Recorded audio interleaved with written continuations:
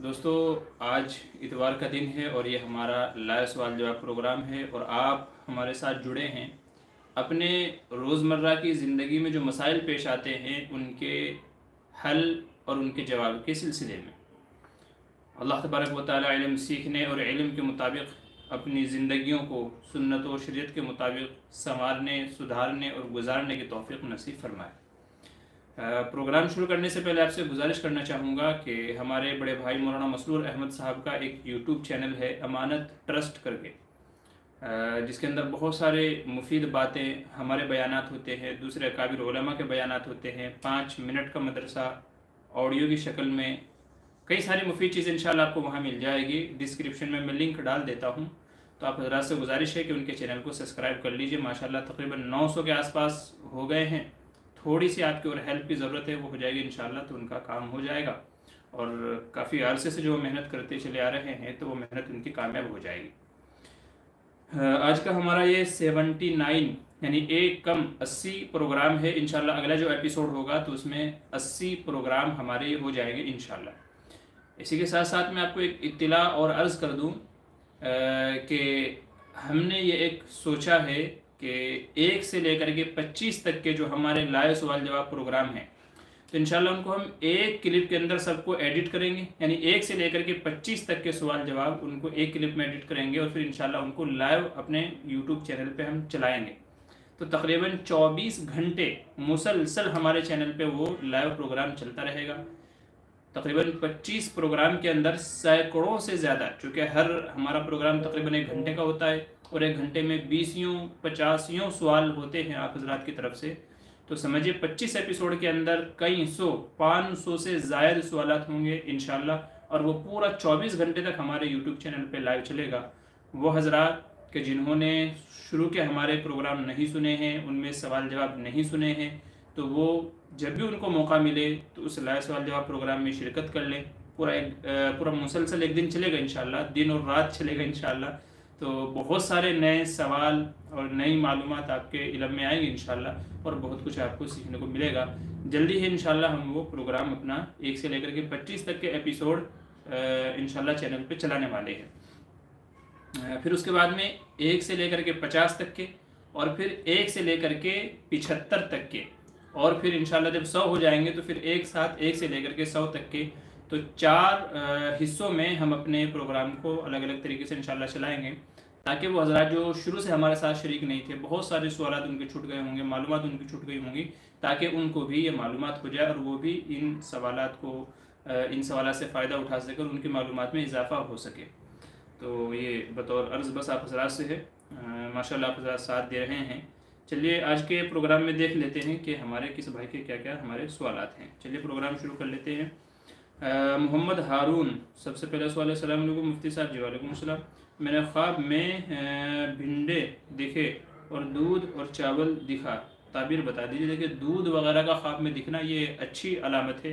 अब आपने पिया है नहीं पिया है, ख्वाब की ताबीर में बार बार अर्ज़ करता हूँ कि इस तरह के प्रोग्राम में ना पूछें, बल्कि बाद में फ़ोन करके या व्हाट्सअप वगैरह पे पूरी सिचुएशन बता करके ख्वाब की ताबीर मालूम की जाए। क्योंकि ख्वाब में कुछ बातें ऐसी होती हैं जो पूछनी होती हैं, भाई ये चीज़ क्या थी, कैसे थी, किस रंग की थी, क्या हुआ, तो बहुत सारी चीज़ें अलग से मालूम करनी होती हैं, तब जाकर के ख्वाब की सही ताबीर मालूम होती है। अब आपने इतनी सी बात की है, इसमें कुछ और वजाहत दरकार थी जो यहाँ मुमकिन नहीं है फ़िलहाल, तो इसलिए ऐसे वक्त में ख्वाब की ताबीर मालूम ना करें, बल्कि बाद में फ़ोन कॉल करके या तो व्हाट्सअप वगैरह पे अपनी पूरी सिचुएशन बता करके मालूम कर लिया करें। ठीक है। बाकी ये है कि दूध वगैरह का ख्वाब में देखना अच्छाई की अलामत है और इल्म की तरफ इशारा है कि इंशाल्लाह आप इल्म सीखेंगे या आपके इल्म से आपकी ज़ात से दूसरों को नफ़ा पहुँचेगा। नमीरा, अस्सलाम वालेकुम जी। वालेकुम अस्सलाम।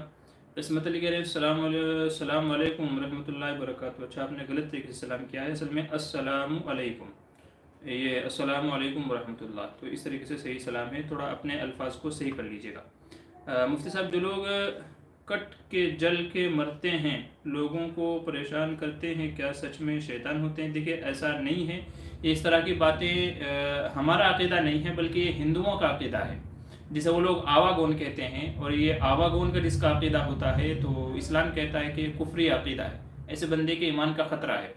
हिंदुओं में यह अक़ीदा है कि जिसको जुल्मन मारा गया, किसी को गोली से मार दिया, तलवार से मार दिया, या कोई कट के मर गया या कोई जल के मर गया, किसी और हादसे में मर गया है, तो उसकी रूह को, उसकी आत्मा को शांति नहीं मिलती, वो भटकती रहती है जब तक कि अपने मारने वाले से, जालिम से बदला ना ले ले, कत्ल करने वाले से बदला ना ले ले।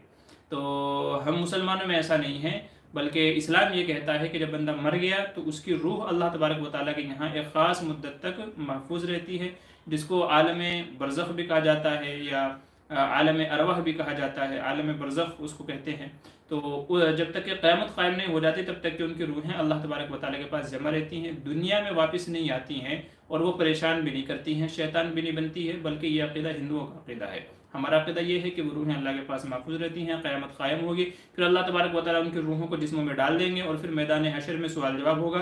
फिर उसके बाद जिसके जैसे अमाल होंगे, जन्नत में जाना होगा जन्नत में जाएगा, जहन्नम में जाना होगा जहन्नम में जाएगा। ये इस्लाम का सीधा साधा अक़ीदा है। तो जो बंदा ये अक़ीदा रखे कि जी मरने के बाद में फिर रूहें वापस आती हैं, परेशान करती हैं, शैतान चुड़ैल बन जाते हैं, तो ये कुफ्रिया शिरकी अक़ीदा है जो इस्लामी अक़ीदा नहीं है। ये सब सुनी सुनाई बातें हैं और गलत बातें हैं, तो इन चीज़ों के ऊपर ध्यान नहीं देना चाहिए। आगे चलिए। हसीब खान, अस्सलाम वालेकुम मुफ्ती साहब, अगर असर की 4 सुन्नत या ईशा की 4 सुन्नत में 2 रकात के बाद 3 और 4 रकात में सूरह फातिहा के बाद ज़म्मे सूरत मिलाने भूल जाए तो क्या नमाज अदा हो जाएगी? देखिए, जो सुन्नतें हैं 4 रकात वाली हैं, तो चारों की चारों में सूरह फातिहा के साथ में कोई दूसरी सूरत मिलाना वाजिब है। यही हाल नफल का है, यही हाल सुन्नत का है। तो अगर सुन्नत में आपने तीसरी और चौथी रकात में सूरह फातिहा के साथ में कोई दूसरी सूरत नहीं मिलाई, यानी जिसे कहते हैं ज़म्मे सूरा, आपने नहीं किया है, तो इसी सूरत में आपके ज़िम्मे सजदाए सहव लाजिम है, सजदाए सहव लाजिम है। और अगर आपने सजदाए सहव भी नहीं किया, चूँकि वाजिब छूट गया है और वाजिब के छूटने पर सजदाए सहव लाजिम होता है, तो अगर आपने वाजिब को अदा नहीं किया है, आपने वाजिब को अदा नहीं किया है, ज़म्मे सूरे नहीं आपने किया है, सजदाए सहव भी नहीं किया है, तो अब आपके ज़िम्मे उस नमाज को वक्त के अंदर अंदर लौटाना ज़रूरी, यानी इयादा करना ज़रूरी है उन सुन्नतों का, जब तक कि वक्त बाकी है। हाँ, अगर किसी दूसरी नमाज का वक्त शुरू हो गया है, फिर बाद में याद आया है, तो अब वक्त निकलने के बाद तो इयादा नहीं है, लेकिन वक्त के अंदर अंदर इयादा ज़रूरी है, क्योंकि आपने वाजिब छोड़ा है और सजदा सहव भी नहीं किया है। और जब वाजिब छूट जाए, सजदा सहव भी ना हो, तो नमाज नहीं होती, नमाज वाजिबुल इयादा होती है, यानी दोबारा पढ़ना होता है। उम्मीद आप समझ गए होंगे। आगे चलिए। किस्मत मुफ्ती साहब, क्या शैतान भी नहाते हैं? भाई मुझे तो इस सिलसिले में तहक़ीक़ नहीं है कि शैतान नहाते हैं कि नहीं नहाते हैं। बाकी ये है कि जैसे हम इंसान रहते हैं, पाक साफ़ सुथरे रहते हैं, तो इस तरह शैतानों में भी, शैतान असल में जिन्नात में से हैं। जिन्नात है कि एक किस्म, यानी जो खबीस शरारती जो जिन्नात होते हैं उनको हम शैतान कहते हैं। वो शैतान जिसको अल्लाह ताला ने अपने यहाँ से भगाया था, आगे उसकी नस्ल है, उसकी औलाद है, वो तो अलग शैतान है। हमारे यहाँ शैतान जैसे बच्चों को बोल देते हैं बच्चा बड़ा शैतान है, मतलब ये शरारती बहुत है। तो जिन्नात में दोनों तरह के जिन होते हैं, नेक जिन भी होते हैं और बुरे जिन भी होते हैं। जो बुरे जिन होते हैं उन्हीं को हम शैतान से ताबीर करते हैं। तो जाहिर है जो बुरे हैं वो तो बुरे ही हैं, वो नहाए ना नहाए क्या फ़र्क पड़ता है। और जो नेक जिन हैं, जैसे सूरह जिन के अंदर है कि जिन्नातों ने हुजूर सल्लल्लाहु अलैहि वसल्लम का कुरान सुन करके ईमान ले आए थे और हुजूर का जिन्नात की बस्ती में फ़ैसले के लिए तशरीफ़ ले जाना भी साबित है। तो जो नेक सही मुसलमान जिन हैं, तो जाहिर है कि जैसे हम नहाते हैं पाक साफ़ रहते हैं, तो ऐसे ही वो भी नहाते हैं पाक साफ़ रहते हैं। बाकी जो खबीस हैं, बुरे हैं, शरारती हैं, तो वो नहाए नहा नहाए तो क्या फ़र्क पड़ता है। आगे चलिए। जडश खान कह रहे हैं, क्या किसी गैर मुस्लिम को सलाम कर सकते हैं या ले सकते हैं? देखिए, गैर मुस्लिम को सलाम नहीं करना चाहिए, क्योंकि सलाम इस्लामी शियार है, ये इस्लाम की ख़ास अलामत है, ख़ास पहचान है।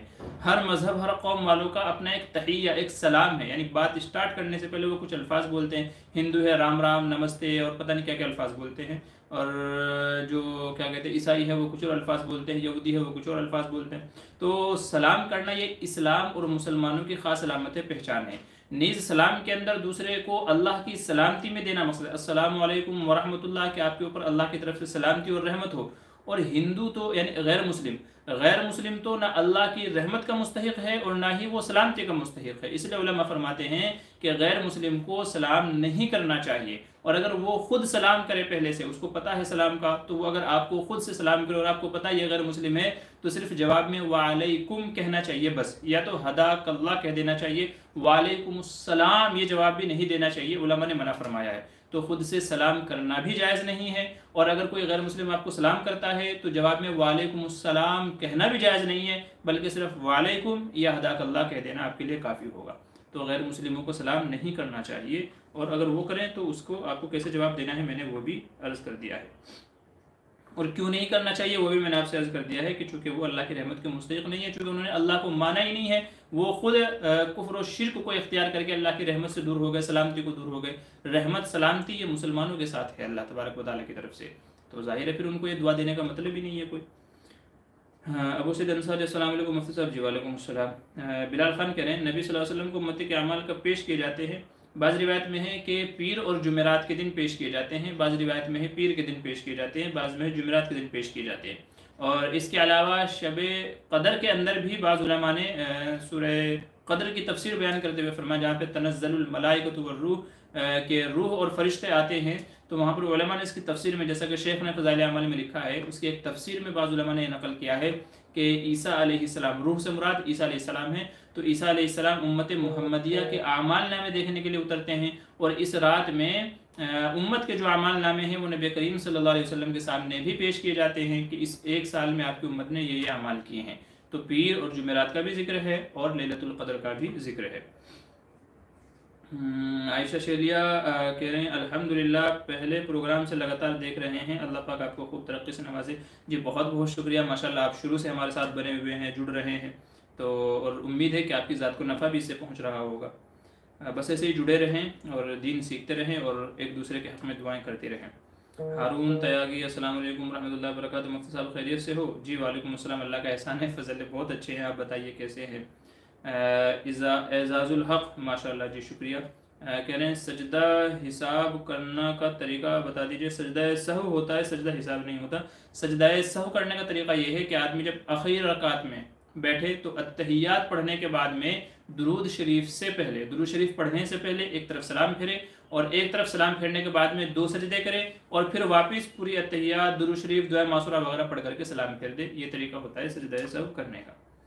अबू सैद अंसारी कहने बहुत परेशान हूँ मुफ्ती साहब, मुझे समझ नहीं आता, मेरी उम्र 19 साल है और मैं हाफिज़ हूँ, मुझे समझ नहीं आता कि मुझे वसवसे आ रहे हैं, यानी मैं परेशान हो गया तकरीबन 1-1.5 साल से, समझ में नहीं आ रहा है। देखिए अगर आप परेशान हैं और आपको चीज़ें समझ में नहीं आ रहे हैं तो किसी अल्लाह वाले से, किसी आलिम से अपना राब्ता जोड़ लीजिए, उनकी खिदमत में जाइए, आपके नज़दीक में जो भी होंगे, और उनसे आप पर्सनली मिल करके पूरे हाल अहवाल बता करके आप इंशाअल्लाह उनसे राब्ता करेंगे तो वो आपको उसका सही सोल्यूशन बताएंगे और वसवसों को दूर करने के लिए, दफ़ा करने के लिए इंशाअल्लाह कोई मुजर्रब अमल, कोई चीज़ आपको बताएंगे। यहाँ डिस्कस करना भी मुनासिब नहीं है, बल्कि आप अगर बाद में मुझे फ़ोन करें तो इंशाल्लाह मैं कुछ ना कुछ आपकी रहनुमाई करूँगा।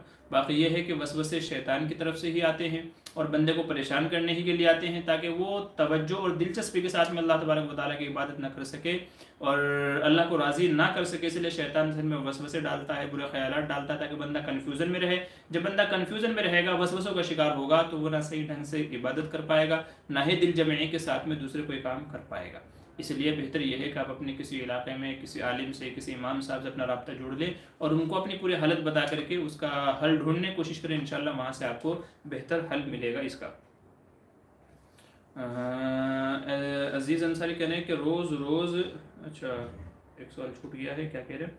हसीब खान, मुफ्ती साहब क्या नजासत को छूने से वज़ू टूट जाता है या सिर्फ हाथ धोने से वज़ू बाकी रहता है? देखिए सिर्फ अगर गंदगी पे हाथ पड़ गया है या हाथ में गंदगी लग गई है या हमने जैसे आपके नजासत को छुआ है तो उससे वज़ू नहीं टूटेगा, उससे वज़ू नहीं टूटेगा। सिर्फ आप वो हिस्सा धुल लीजिए जहाँ पर नजासत लगी है, गंदगी लगी है, उतना हिस्सा आप धुल लेंगे, आपका वज़ू बाकी रहेगा। नवाक़िज़ वज़ू 8 हैं, वो अलग हैं। नवाक़िज़ वज़ू यानी जिन चीज़ों से वज़ू टूट जाता है वो 8 चीज़ें हैं, वो अलग हैं, ठीक है। जिनमें से पेशाब पाखाने का निकलना है, हवा का निकलना है, और ऐसे ही खून का निकल जाना, नक्सीर का फूट जाना है, बेहोशी का तारी हो जाना है, नींद का आ जाना है। तो इस तरह की चीज़ें तो 8 चीज़ें हैं, वो अलग हैं। पागलपन या मजनू हो जाना है तो वो 8 चीज़ें अलग हैं। उनमें से नवाक़िज़ वज़ू में से ये नहीं है कि अगर हाथ पे गंदगी लग जाए तो वज़ू टूट जाए, तो ये नहीं है। इसलिए नवाक़िज़ वज़ू अलग हैं और ये जो मसला है ये अलग है। अगर हाथ पे या जिस्म के किसी भी हिस्से पे नापाकी लग जाए और आप पहले से बावज़ू हों तो बस वो हिस्सा धुल लीजिए, आपका वज़ू बाकी रहेगा, दोबारा वज़ू करने की ज़रूरत नहीं है। अजीज़ अंसारी कह रहे हैं रोज़ ख्वाब में भैंस देखना कैसे? भाई आप बाद में इंशाल्लाह मालूम कीजिए तो बाद में मैं आपको तफसील से बताऊंगा। आपने भैंस देखा है, भैंस क्या कर रही थी? खा रही थी, कहीं जा रही थी, आपको मार रही थी, क्या कर रही थी भैंस? तो कई सारी चीज़ें होती हैं पूछने की, तो आप बाद में रब्ता कीजिएगा इंशाल्लाह। न किसी और दूसरे जो ख्वाब के माहिर हजरात हैं उनसे रब्ता कीजिएगा, इंशाल्लाह वो आपको बताएंगे। एमन एहसान अस्सलाम वालेकुम। जी वालेकुम अस्सलाम। शौहर बीवी को मायके में रहने को छोड़ दे और कहे वहीं रहो तो क्या इससे उसे तलाक मानी जाएगी? ये इरादा तलाक का ना हो। जब तलाक का इरादा नहीं है तो फिर तलाक क्यों होगी? जब तलाक का इरादा नहीं है, ऐसे तो लोग बोलते ही हैं कि भाई जाओ अपने मायके में रहो, तुम्हारा दिल करे जितने दिन चाहे जाकर अपने मायके में रह लो, जाओ अपने मायके चली जाओ, अपने घर चली जाओ। तो जब तलाक का इरादा नहीं है तो नॉर्मल अल्फाज है, लोग बोलते ही हैं भाई तुम्हारा घर जाने का इरादा भी है कि नहीं है, जाओ कुछ दिन अपने घर जाकर रह लो, अपने मायके जाकर रह लो, अपने घर चले जाओ अपने मायके। तो नॉर्मल अल्फाज है, बंदा बोलता ही है। तो जब तलाक की नीयत नहीं है तो तलाक क्यों होगी? ना तो इन अल्फाज में तलाक का जिक्र है, और अगर किनाई इन अल्फाज को माना जाए तो जब तलाक की नीयत नहीं है तो तलाक किनाई भी नहीं मानी जाएगी। तो ये नॉर्मल अल्फाज हैं, इस तरह के अल्फाज से खाम खामे वसवसों का शिकार नहीं होना चाहिए। कितने लोग ऐसे हैं कि जो वसवसों के चक्कर में तजदीद निकाह करते फिरते हैं, फिर कि जी ये वसवसा हो गया था, ऐसा हो गया था, वैसा हो गया था, क्या करूँ क्या ना करूँ। तो उनको मशवरा भाई देते हैं, भाई जब वसवसे पीछा ही नहीं छोड़ रहे हैं तो फिर दोबारा निकाह कर लो, तजदीद निकाह कर लो। इसलिए इस तरह के छोटी मोटी बातों में नहीं पड़ना चाहिए, इस तरह के वसवसों में नहीं आना चाहिए। तो इन अल्फाज से तलाक नहीं हुई है, और जब आपके देने का इरादा भी नहीं था तब तो कोई मतलब ही नहीं बनता। इसलिए हंसी खुशी रहें और अपना मज़े करें, ये नॉर्मल अल्फाज हैं, ठीक है। हाँ, अगर आपकी नीयत होती तो फिर मसला टेढ़ा था, या कोई और ऐसा लफ्ज़ अगर होता तो फिर भी नीयत आपकी देखी जाती थी, फिर मसला हो सकता था। इसमें तो कोई मसला ही नहीं है, तो परेशान होने की आपको ज़रूरत नहीं है।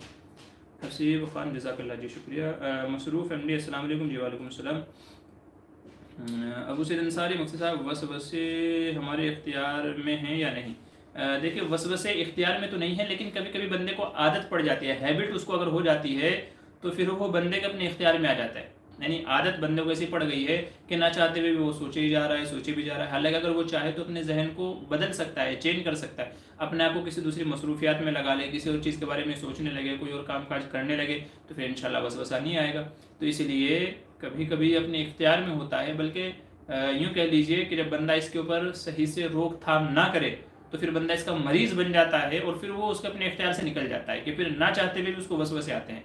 तो इसलिए शुरू में ही जब इस तरह का कोई ख्याल आए तो वहीं पर रोकथाम लगा देनी चाहिए, किसी आलिम से, किसी माहिर क्या कहते हैं अपना अकाबरीन बुजुर्गान दीन से मिल करके उनसे अपनी इस्लाह करा लेनी चाहिए, इसका तोड़ और इसका हल तलाश कर लेना चाहिए, वरना आगे चल करके नासुर बन जाता है। हमने बहुत सारे लोग ऐसे देखे हैं। तो शुरू में तो अपने इख्तियार में रहता है, फिर आहिस्ता आहिस्ता आदत पड़ती जाती है, और फिर बंदे के इख्तियार से निकल जाता है। तो इसलिए पहले ही इस पर रोकथाम लगा देनी चाहिए।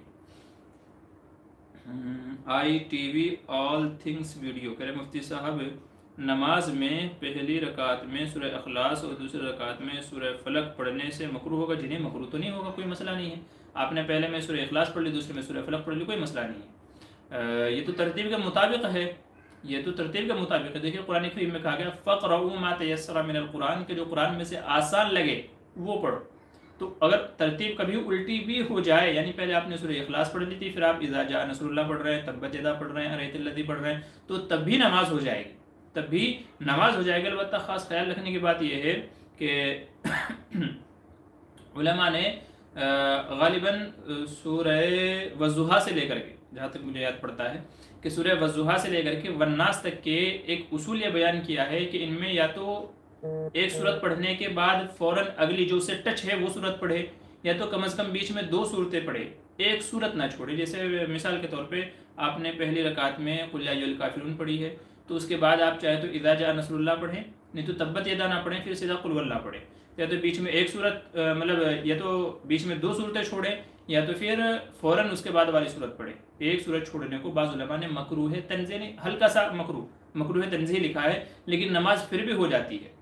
कहने का मतलब यह है कि नमाज हर हाल में हो जाएगी, आप चाहे उल्टा पढ़ें, पुल्टा पढ़ें, सीधा पढ़ें, कैसे भी पढ़ें, थोड़ा पढ़ें, ज़्यादा पढ़ें, सूरत छोड़े ना छोड़े, कैसे भी आप पढ़ें, नमाज आपकी बहरहाल हो जाएगी, चूँकि आपने कुरान की तिलावत की है, और नमाज में तिलावत फ़र्ज़ है।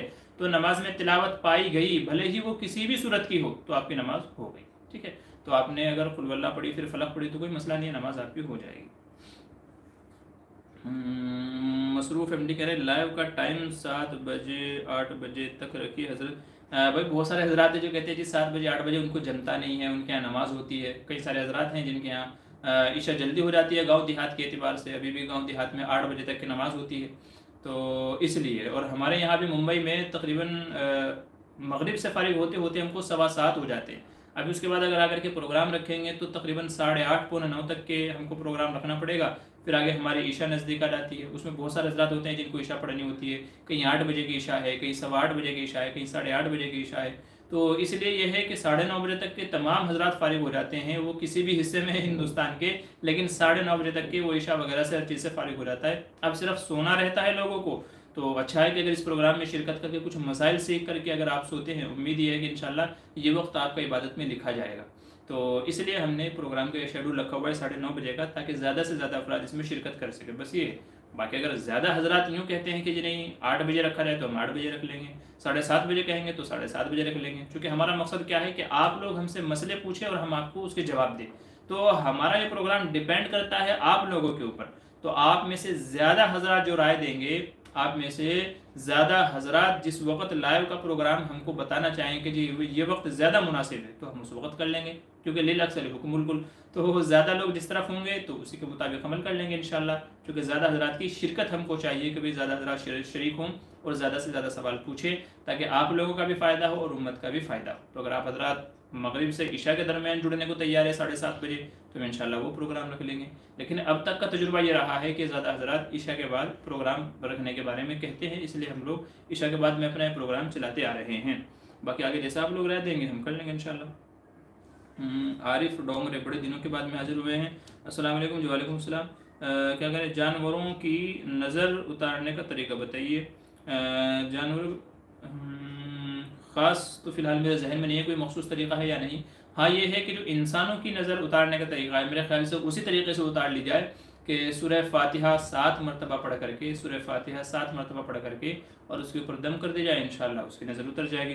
बहुत सारे लोग क्या करते हैं कि हाथ में नमक लेते हैं, हमने कुछ लोगों को देखा है हाथ में नमक लेते हैं मुट्ठी भर के, और फिर उसके ऊपर 7 बार सूरह फातिहा पढ़ते हैं और फिर जानवर के ऊपर चारों तरफ यूँ घुमा देते हैं और फिर उसको ऐसे जो है ना अपना पानी में बहा देते हैं, उसको डाल देते हैं किसी साइड में। तो तजुर्बे से ये बात साबित है कि इससे भी नज़र उतर जाती है बाज़ लोगों को, जो हमने देखा है। बाकी मेरा तो अपना मामूल वो सूरह फातिहा का है, 7 मरतबा सूरह फातिहा पढ़ करके उसके साथ में अव्वल आखिर में दुरूद शरीफ पढ़ करके जो और दुआएं हैं, अऊज़ु बिकलिमातिल्लाहि ताम्मति मिन कुल्लि शैतानिन रब्बी अऊज़ु बिका मिन हमाज़ातिश शयातीन, और कुछ और दूसरी दुआएं हैं, तो उन सब दुआओं को पढ़ करके मैं दम कर देता हूँ, फूंक देता हूँ। तो मतलब मेरा अपना तजुर्बा ये है कि उससे नज़र उतर जाती है अल्हम्दुलिल्लाह। तो मेरा अपना तरीका ये है, आप भी इस तरीके से अपना कोशिश कीजिए। उम्मीद है इंशाल्लाह कि इंसानों की नज़र उतर जाती है तो जानवरों की भी नज़र उतर जाएगी। सुहेल आलम मुफ्ती साहब दुआ कीजिए जी अल्लाह सबके मसाइल को हल फरमाए, आपके तमाम मसाइल को भी आसान फरमाए। अज़ीज़ अंसारी कह रहे हैं अगर कब्र को कोई जानवर खोद दे तो इसका क्या खोदे तो इसकी क्या ताबीर है। ताबीर के बारे में भाई बाद में आप पूछ लीजिएगा, मैं शुरू में ही प्रोग्राम के अर्ज़ कर चुका हूँ कि आप ताबीर के बारे में बाद में फ़ोन कॉल पे या व्हाट्सएप वगैरह पे या कोई और जो बताने वाले हैं ख्वाब की ताबीर, उनसे बाद में रब्ता कीजिएगा, आप यहाँ नहीं। हाँ, उमेर शेख कह रहे हैं कुरान पाक हिफ्ज़ करके अगर हाफिज़ भूल जाए तो उसके लिए कोई वईद रहेंगी। जी हाँ, नबी करीम सल्लल्लाहु अलैहि वसल्लम का फरमान है कि जो कुरान करीम को पसे पुश्त डाल दे, यानी उसके मुताबिक अमल ना करे। बाज़ उलमा कहते हैं कि कुरान करीम हिफ्ज़ करके भूल जाए तो उसके लिए जहन्नम की वईद बयान की गई है, ऐसे शख्स के लिए जहन्नम की वईद बयान की गई है।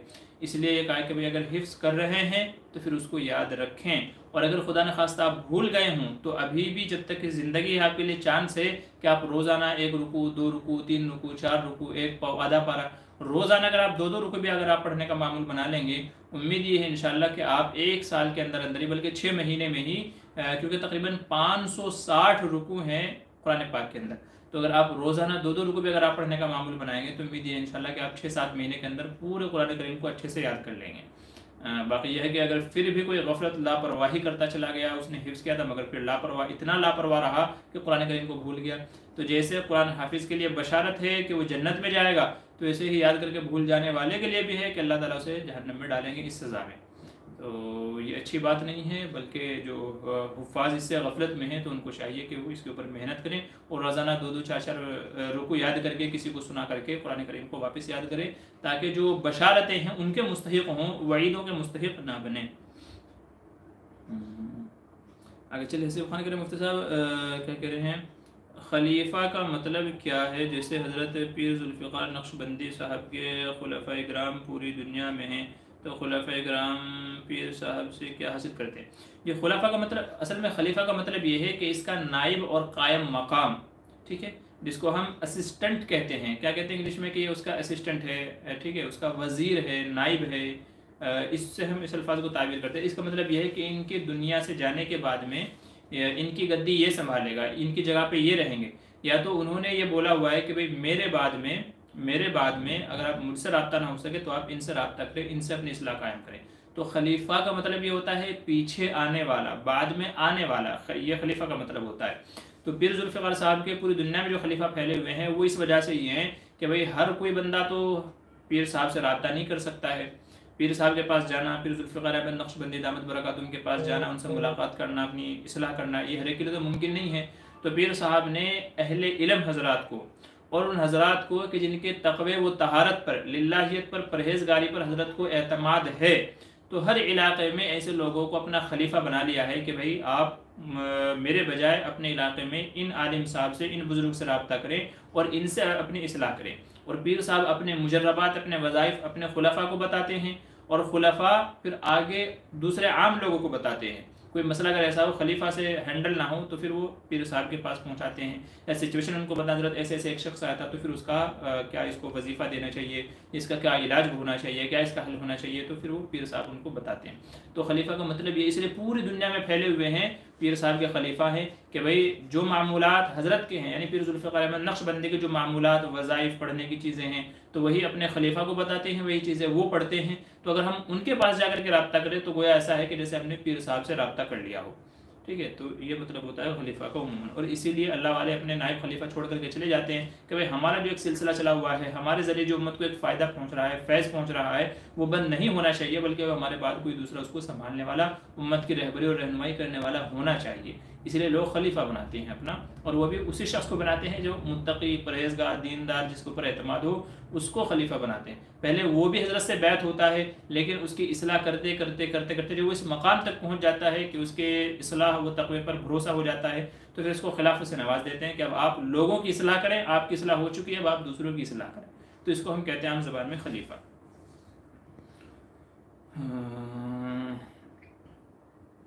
मसरूफ़ एमडी कह रहे हैं कि मगरिब ता ईशा। जी, मैं एक वो अपना वोटिंग का वो डाल देता हूँ, तो आप लोग वोट कर दीजिएगा उसमें, जो हजरात जिनकी जैसे ज़्यादा राय होगी उस एतबार से इंशाल्लाह फैसला कर दिया जाएगा कि हमारे प्रोग्राम मगरिब से ईशा रखना चाहिए कि ईशा के बाद रखना चाहिए। ठीक है, मोहम्मद अस्सलाम वालेकुम मुफ्ती साहब, अल्लाह उम्र में बरकत अता फरमाए। जी बहुत बहुत शुक्रिया, जज़ाकल्लाह।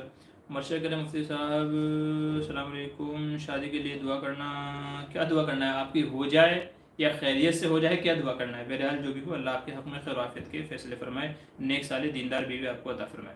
यानी समझ करें, अगर हमारे एक रकात छूट गई इमाम के पीछे और हमें इमाम के साथ दोनों तरफ सलाम फेर दिया, फिर याद आया कि एक रकात छूट गई थी, फिर फ़ौरन खड़े होकर के रकात पूरी की, तो सजदा सहव करना पड़ेगा या नहीं? जी हाँ, सजदा सहव करना पड़ेगा, क्योंकि उमूमन हमारा मिजाज ये है कि जब इमाम साहब सलाम फेर देते हैं उसके बाद हम सलाम फेरते हैं, उसके बाद हम सलाम फेरते हैं। तो अगर यही सूरत हाल हुई है कि इमाम साहब के सलाम फेरने के बाद में हमने भी गलती से सलाम फेर दिया है, तो फिर चाहे एक तरफ फेरा हो और चाहे दोनों तरफ फेर दिया हो, लेकिन अगर सलाम फेर दिया है तो अब सजदा सहव करना पड़ेगा, क्योंकि अभी आपकी नमाज बाकी थी और आपने सलाम फेर दिया है, आपको खड़ा होना चाहिए था इस वजह से।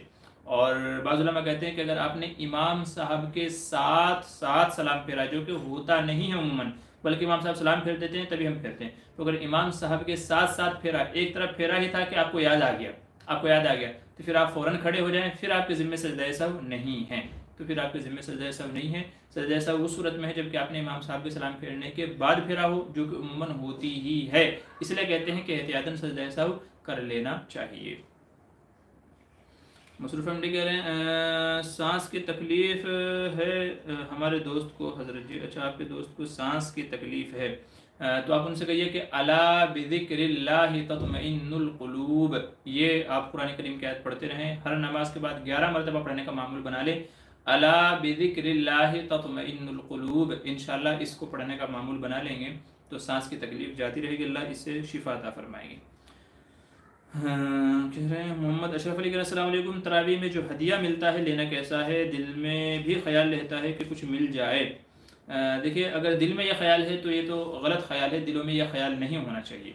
उम्मत में एक ज़माने से ये इख्तिलाफ चला रहा है कि जी तरावीह की उजरत लेना कैसा है, जायज़ है या नाजायज़ है। मैंने इसके ऊपर मुफस्सल वीडियो बनाई हुई है, तफसीली वीडियो है। चूँकि हर साल जैसे रमज़ान शुरू होता है तो ये मसला भी उठ के खड़ा हो जाता है। कुछ लोग कहते हैं जी लेना चाहिए, कुछ लोग कहते हैं जी नहीं लेना चाहिए।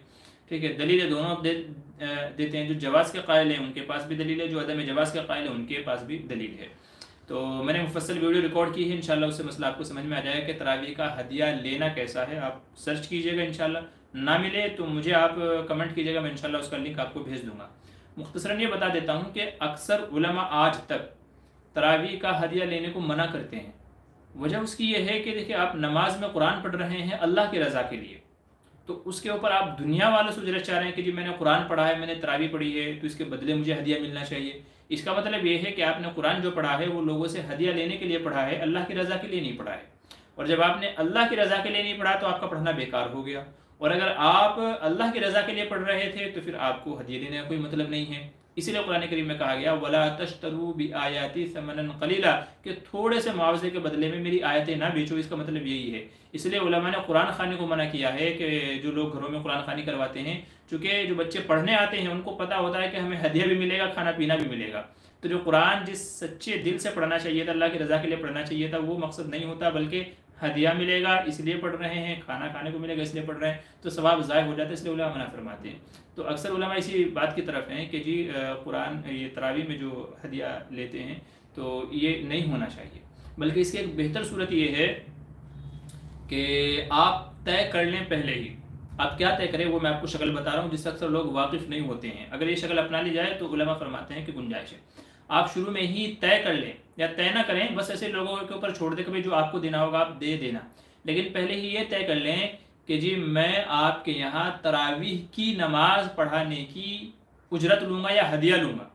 कुरान सुनाने का नहीं, बल्कि तरावीह की नमाज पढ़ाने का।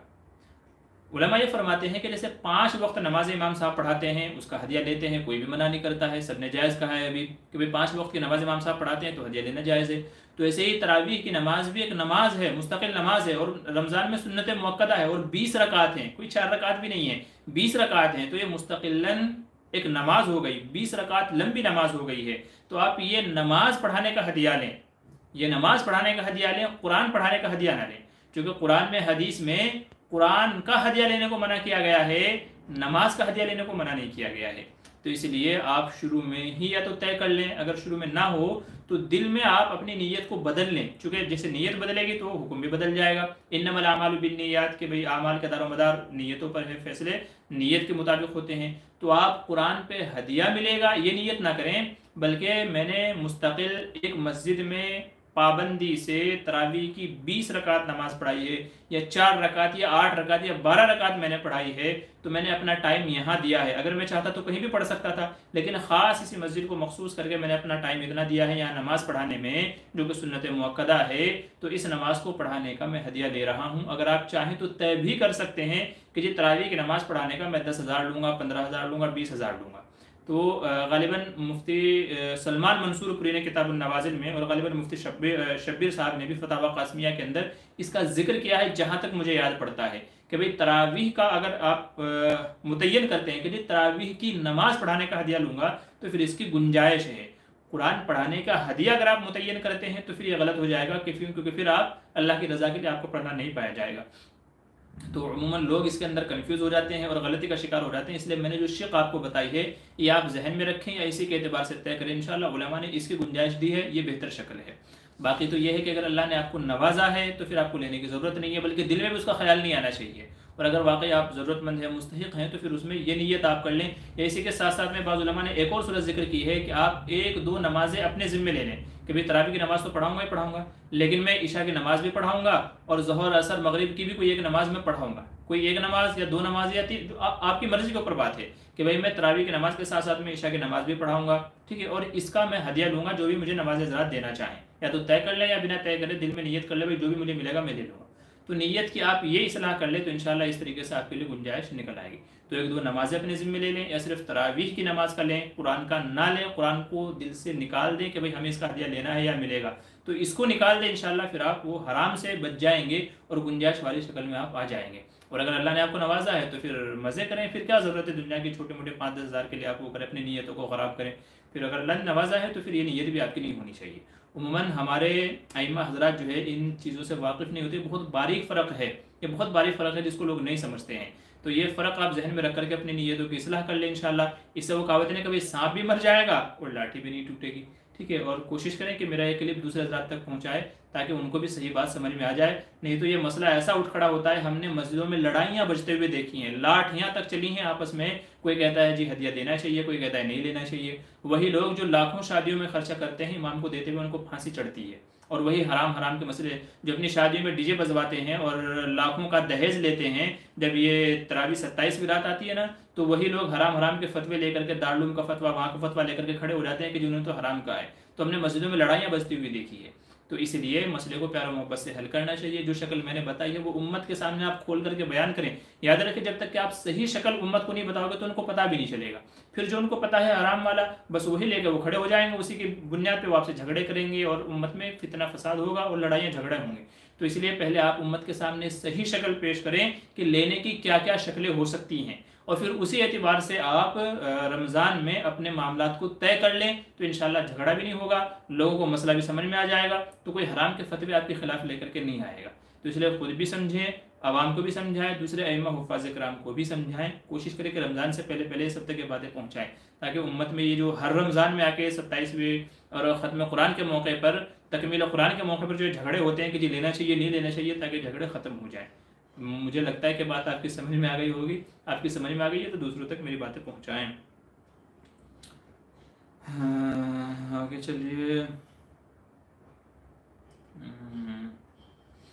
खान साहब कह रहे बैत का मतलब क्या होता है? बैत का मतलब ये होता है किसी अल्लाह वाले के हाथ पे गुनाहों से तौबा करना, उनसे अहद करना, वादा करना कि जी मैं आपके हाथ पर अहद करता हूँ, वादा करता हूँ अल्लाह ताला से कि गुनाह नहीं करूँगा। कुरान करीम में उसका जिक्र है, या अय्युहन नबिय्यु इज़ा जाअकल मुमिनातु युबायिअनका, यहाँ युबायिअनका लफ्ज़ इस्तेमाल हुआ है जिससे बैत बना है कि मोमिना औरतें आपके पास आती हैं तो आप उनसे बैत ले लीजिए, यानी आप उनसे अहद ले लीजिए अल्लाह की रज़ा के लिए कि हम आपके हाथ पर अल्लाह से अहद करते हैं, जिना नहीं करेंगे, शिर्क नहीं करेंगे, चोरी नहीं करेंगे, औलाद को कत्ल नहीं करेंगे, जितने भी जो है सगीरा कबीरा गुनाह हैं सब से तौबा कर लेना कि आज के बाद इंशाल्लाह ये नहीं करेंगे। इसका नाम क्या है? बैत है। तो ये हुजूर सल्लल्लाहु अलैहि वसल्लम ने मोमिना औरतों से भी की थी, मोमिन मर्दों से भी की थी, और उनकी देखा देखी उम्मत के सुलहा के हाथ पर आज तक लोग बैत करते हुए आए हैं। चूँकि जब हम किसी से वादा कर लेते हैं तो फिर वादा खिलाफी नहीं करते। अपने दिल में तो आदमी इरादे करता है, तोड़ता है, गुनाह करता है, तोड़ता है, तौबा करता है, फिर तोड़ देता है, लेकिन जब किसी अल्लाह वाले के हाथ पर यह अहद कर लेता है तो बार बार दिल में यह ख्याल, यार उनसे मैंने वादा किया हुआ है, मैं झूठा ना बन जाऊँ, वादा खिलाफी ना मैं जो करने वाला बन जाऊँ, इसलिए यह बैत का सिलसिला चला हुआ है। अस्सलाम वालेकुम हज़रत मुफ्ती साहब दामत बरकातुहुम आलिया, आप कैसे हो जी? अल्लाह का एहसान है, शुक्रिया, जज़ाकल्लाहु खैर।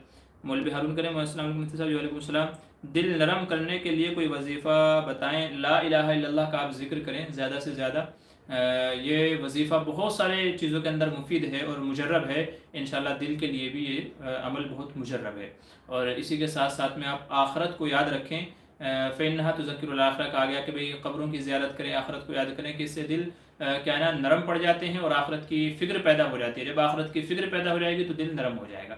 तो हर वक्त अपने जहन में आखरत को रखें कि भाई मुझे हिसाब किताब भी देना है, पूरी ज़िंदगी के अमाल नामे का मुझे हिसाब देना है, पता नहीं मैं जन्नतियों में से हूँ कि जहन्नमियों में से हूँ। तो जब बंदे के सामने हर वक्त ये अहवाल पेश नज़र रहेंगे तो इंशाल्लाह ये है कि दिल नरम हो जाएगा। अल्लाह अकबर करें मुफ्ती साहब। मैं अगर कोई क्या कह रहे हैं, अगर कोई ये कहता है जुल्म अल्लाह का तो वो काफिर है, लेकिन जो ये अक़ीदा रखे कि अल्लाह हर जगह है वो काफिर क्यों नहीं? क्योंकि एक उलमा ने ये कहा था जुल्म अल्लाह का। देखिए, अल्लाह जालिम नहीं है। कुरान करीम में कहा गया वमा अना बिज़ल्लामिल लिल अबीद, कि हम बंदों पर जुल्म नहीं करते हैं। तो अगर कोई अल्लाह को जालिम कहे तो गोया वो कुरान करीम की आयत का मुनकिर है और कुरान के मुनकिर को काफिर कहा जाता है। रह गया आपका दूसरा सवाल कि अल्लाह हर जगह है तो वो काफिर क्यों नहीं है? क्योंकि वो कुरान के मुताबिक उसका अक़ीदा है, फ़अयनमा तुवल्लू फ़सम्मा वजहुल्लाह, कि तुम जहाँ कहीं भी जिस तरफ भी मुँह फेरो अल्लाह हर तरफ है। वलिल्लाहिल मशरिक़ वल मग़रिब, अल्लाह के लिए मशरिक़ भी है, अल्लाह के लिए मग़रिब भी है। तो अल्लाह हर जगह है, ये अल्लाह ने खुद कुरान करीम में इसका जिक्र किया है। तो ये अक़ीदा कि अल्लाह हर जगह है, तो ये तो कुरान के मुताबिक और अल्लाह हर जगह है, अल्लाह हर जगह है, इसका मतलब ये नहीं है कि ये फिर एक लंबी बहस हो जाएगी कि अल्लाह अपनी ज़ात के अतबार से, कुदरत के अतबार से, इल्म के अतबार से, जैसे कि है इसे क्या कहते हैं, वहदतुल वजूद का मसला भी इसको कहा जाता है, और इस्तवा अलल अर्श का मसला भी इसको कहा जाता है कि भाई अल्लाह सिर्फ अर्श पे ये कि हर जगह है। तो ये मसला इस वजह से कुफ्र नहीं कहलाएगा कि चूँकि ये कुरान के मुताबिक है कि अल्लाह ताला हर जगह है, अल्लाह ताला हर जगह मौजूद है। अब वो किस एतबार से मौजूद है, उलमा कहते हैं कि चूँकि कुरान और हदीस इससे खामोश है, कुरान करीम में इसका जिक्र नहीं है कि अल्लाह हर जगह है, तो कैसे है, तो कैसे है जब कुरान और हदीस में नहीं बताया गया, तो हमको भी उसके पीछे नहीं पड़ना चाहिए। बस जितना बताया गया उतना ही हमारा अक़ीदा होना चाहिए। भाई अल्लाह हर जगह है तो बस अल्लाह हर जगह है, कैसे है भाई पता नहीं है, अल्लाह ही बेहतर जानता है। तो इससे इंशाल्लाह कोई बहस व मुबासे की भी ज़रूरत नहीं पड़ेगी और कुफ्र के फतवे भी नहीं ठोकने पड़ेगी। असल में मसला वही है कि हर कोई अपनी दिमाग से सोचने की कोशिश करता है और उसी एतबार से फिर दूसरों पे हुक्म लगाता फिरता है, तो ऐसा नहीं होना चाहिए। मैंने सुना है औरत की बनियान फट जाए तो उसको जलाना नहीं चाहिए। भाई ऐसा तो कोई बात नहीं है, फट जाए तो नहीं, देखिए चीज़ें फट जाती हैं तो उनकी सलाह कर लेनी चाहिए, सिल लेना चाहिए, जब तक इस्तेमाल कर सकते हैं तो उनको इस्तेमाल कर लेना, उसके बाद में दफना दो। बाकी ये है कि ऐसे फेंकना नहीं चाहिए रास्ते में या कहीं भी कूड़े कचरे में कि भाई जो उसको देखे तो मालूम पड़े यार ये किसी औरत का है, तो ये इसको हमारे मुआशरे में अच्छा नहीं समझा जाता है, ये इज़्ज़त वालों का शेवा नहीं है। बल्कि कपड़े फट गए हैं या लायक इस्तेमाल नहीं रहे हैं तो उनको दफना दो या तो उनको जला दो, बेहतर यही है, ताकि उससे कचरा भी ना हो। क्योंकि कपड़े फेंक देंगे तो वो कभी यहाँ फिरेगा कभी वहाँ फिरेगा, हवा में उड़ता हुआ, कभी यहाँ जाएगा कभी वहाँ जाएगा, तो खामखा में कचरा फैलेगा। तो इसलिए या तो उसको दबा दो, दफना दो ज़मीन में मिट्टी में, और या तो उसको जला दो, बेहतर यही है। आप जो कह रहे हैं मैंने तो आज तक नहीं सुना है और इसकी वजह भी पता नहीं है क्यों लोग मना करते हैं। अगर आप बताएं कोई वजह तो समझ में आए कि हाँ भाई क्या है क्या नहीं है। पेंशन योजना कैसा है, पेंशन योजना कैसा है? भाई योजना के बारे में आप पूरी तफसील मुझे बताइएगा बाद में, यहाँ तो नहीं, बाद में आप पूरी तफसील अगर मेरे सामने बयान करें कि जी ये योजना है, इसमें ये डॉक्यूमेंट्स जमा करने पड़ते हैं, इतना जमा करना पड़ता है, इतना मिलेगा, कब मिलेगा, क्या क्या टर्म कंडीशन है, वो सब चीज़ें आप बताएंगे तो फिर उसके बाद मैं आपको बता सकता हूँ कि इसका हुक्म क्या है मुतलकन। बाकी मुझे इल्म नहीं है कि पेंशन योजना क्या होती है, क्या उसका टर्म कंडीशन है। जब मुझे पता नहीं है तो कैसे मैं उसके बारे में बता दूँ। एमडी सदाकत मुफ्ती साहब, जुमा के बाद सेहत के लिए क्या खाना चाहिए? खजूर खानी चाहिए और दूध पीना चाहिए, और ख़ास करके हल्दी वाला दूध, चूँकि हल्दी बहुत ताकतवर होती है तो मामूली सी हल्दी उसके अंदर डाल लें और खजूर यानी छुआरा और दूध पीना चाहिए। इंशाल्लाह जो आपकी ताकत गई है वो उससे इंशाल्लाह रिकवर हो जाएगी। इसी के साथ साथ में अगर आप दूध में इंजीर भिगो करके अगर आप रख देते हैं, इंजीर भिगो करके यानी उबाल करके, दूध में उबाल करके इंजीर रख लें तो दूध पी लें, इंजीर खा लें, खजूर खा लें, इंशाल्लाह इससे ये है कि आपकी सेहत बनी रहेगी और जिमा के वक्त में जो आपकी क़ुव्वत समझे उसमें लगी है, ज़ाय हुई है, इंशाल्लाह वो आपकी रिकवर हो जाएगी। ये बड़ा मुजर्रब तरीक़ा है। माह शाबान का कोई ख़ास अमल नबी करीम सल्लल्लाहु अलैहि वसल्लम के ताल्लुक़ से आता है कि हुजूर माह शाबान में कसरत से रोज़ा रखते थे, बहुत ज़्यादा रोज़े रखते थे और इबादत में इन्हिमाक बढ़ जाता था, नवाफिल में इजाफा हो जाता था, कुरान करीम की तिलावत में इजाफा हो जाता था। तो आप कुरान करीम की तिलावत ज़्यादा से ज़्यादा करें, आप रोज़े ज़्यादा से ज़्यादा रखें और नवाफिल का अहतमाम करें और नवाफिल से ज़्यादा फ़र्ज़ों का अहतमाम करें। हमारे यहाँ मसला ये है कि लोग 5 वक्त नमाज़ों पे तो जाते नहीं हैं और सोचते हैं जी कोई ख़ास वजीफ़ा पता चल जाए। भाई ख़ास वजीफ़े से पहले आप जो फ़र्ज़ है पंजगाना नमाज वो तो पढ़ लो, 5 वक्त के नमाजी तो पहले बन जाओ, वजीफ़े बाद में करना। पहले जो फ़र्ज़ है जिसका हिसाब देना है, जिसके बगैर जन्नत में दाखिला नहीं होगा, पहले उसको करो।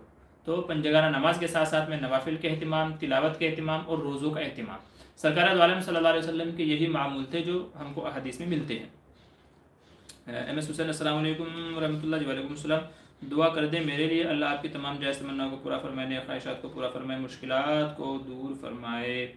मोहम्मद साक़िफ़ मक्कानी, अस्सलाम वालेकुम। जी वालेकुम सलाम। ज़िना कर्ज़ है, उसकी तफसील क्या है? कोई मुफ्ती कहता है कि ऐसा नहीं होता है, किसी का गुनाह अल्लाह दूसरे से क्यों करवाएंगे, और कोई कहता है कि ज़िना करने वाले के घर में भी ज़िना होगा।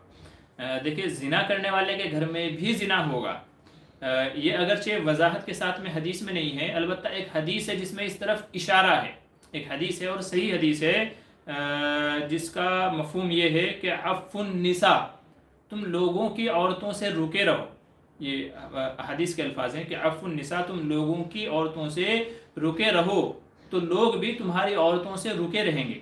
यानी तुम किसी की औरत पर, ना महरम औरत पर नज़र ना डालो, उनके साथ बुराई ना करो, तो तुम्हारी औरतें भी बुराई के अंदर मुब्तला नहीं होंगी। ये हदीस है, ठीक है।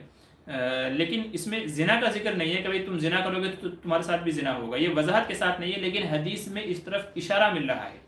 अलबत्ता जो आपने कहा है कि जिना एक कर्ज है, ये इमाम शाफी रहमतुल्लाह अलैह की तरफ ये मनसूब मकूला है कि इमाम शाफी का ये मकूला है कि जिना एक कर्ज है, जिसे आज तुम लोगे तो कल को आगे तुम्हारी औलाद को अदा करना पड़ेगा, तुम्हारी बेटी को अदा करना पड़ेगा। और इमाम शाफी की तरफ ये मनसूब है, ये भी कोई मजबूत तरीके से नहीं है, बल्कि बाज़ जगह लिखा हुआ आया है, लेकिन तजुर्बा इसका शाहिद है, तजुर्बे से ऐसा हुआ है। तजुर्बे से ऐसा हुआ है कि भाई अगर मर्द पाक दामन है तो उसका औरत भी पाक दामन मिलेगी, और अगर मर्द बुरा है तो उसका औरत भी बुरी मिलेगी। और इसको कुरान करीम में जिक्र किया गया है, अलखबीसूना अलखबीसातु लिलखबीसीना वलखबीसूना लिलखबीसात वत्तय्यिबातु लित्तय्यिबीना वत्तय्यिबूना लित्तय्यिबात। सूरह नूर के अंदर 18वें पारे के अंदर ये कहा गया है कि भाई अगर मैं बुरा हूँ, मैंने किसी के साथ बुरा किया है, तो मेरी जो औरत आएगी वो भी बुरी आएगी, वो भी गलत आएगी। मैं अगर अच्छा हूँ तो मेरी औरत भी अच्छी आएगी। ये कुरान करीम का जिक्र करदा उसूल है।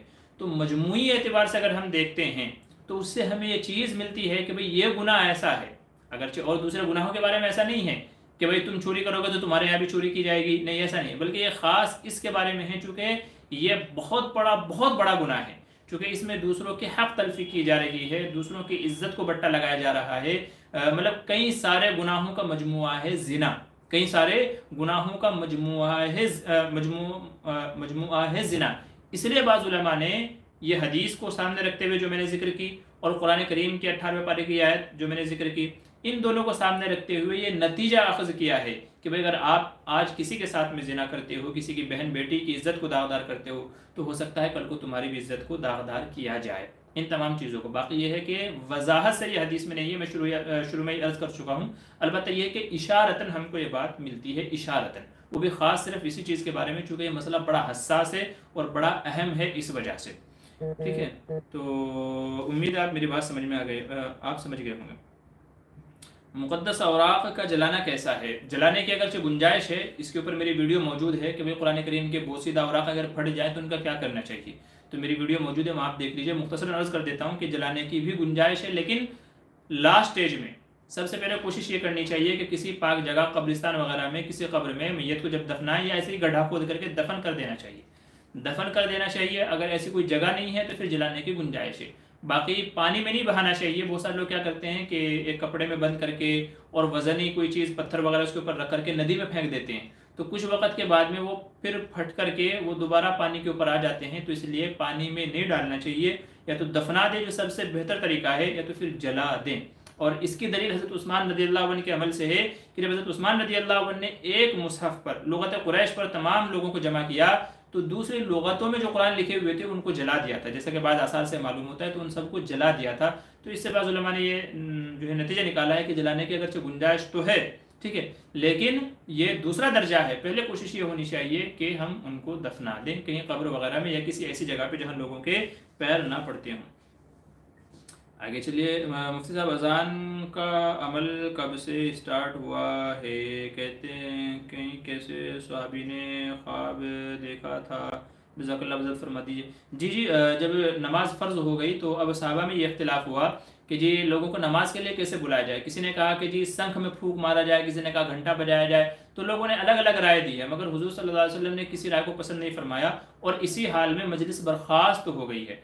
तो रात में सोने की हालत में हज़रत अब्दुल्लाह इब्न ज़ैद इब्न अब्द रब्बिही, हज़रत अब्दुल्लाह बिन ज़ैद बिन अब्द रब्बिही, इन्होंने ख्वाब देखा और ख्वाब में फ़रिश्ते ने इनको अज़ान के अल्फाज सिखलाए। और हज़रत उमर फ़ारूक रज़ियल्लाहु अन्हु को भी ख्वाब आया, सेम ख्वाब दोनों को आया। लेकिन जब हज़रत अब्दुल्लाह बिन ज़ैद इब्न अब्द रब्बिही सुबह में उठे तो वो भागे भागे नबी करीम सल्लल्लाहु अलैहि वसल्लम के पास तशरीफ़ लाए कि या रसूलल्लाह, मैंने ऐसा सा ख्वाब देखा है, आपने कहा कि तुम्हें जो कलिमात सिखाए गए हैं ये मिन जानिबिल्लाह सिखाए गए हैं, लिहाजा ये कलिमात बिलाल से कहो, चूँकि बिलाल की आवाज़, बिलाल रज़ियल्लाहु अन्हु की आवाज़ बुलंद थी, उनसे कहो कि वो लोगों को इन अल्फाज के ज़रिए से बुलाएं और नमाज की दावत दें। तो जैसे हज़रत बिलाल रज़ियल्लाहु अन्हु ने ये अल्फाज ज़ोर ज़ोर से कहे, अजान ज़ोर से कहना शुरू की, तो हज़रत उमर रज़ियल्लाहु अन्हु भी दौड़े हुए आए कि या रसूल अल्लाह, ये तो वही अल्फाज है जो मैंने भी ख्वाब में देखे हैं कि कोई फरिश्ता मुझे सिखा रहा था। तो गोया इनको तायद हासिल हो गई कि ये अल्फाज मिन जानिबिल्लाह ही हैं। तो हज़रत अब्दुल्लाह इब्न ज़ैद इब्न अब्द रब्बिही वो सहाबी का नाम है और उसका पूरा पस मंज़र ये है। तो सरकार दो आलम सल्लल्लाहु अलैहि वसल्लम ने अज़ान के ये अल्फाज पसंद फरमाए और उसी वक़्त से ये तरीक़ा जारी हो गया है कि भाई अज़ान नमाज के लिए ये अल्फाज के ज़रिए से अज़ान दी जाएगी। और इसी तरीके से एक मौके पर हज़रत बिलाल रज़ियल्लाहु अन्हु ने नबी करीम सल्लल्लाहु अलैहि वसल्लम को फजर में जगाने के लिए अस्सलातु खैरुम मिनन नौम के इजाफा फरमाया।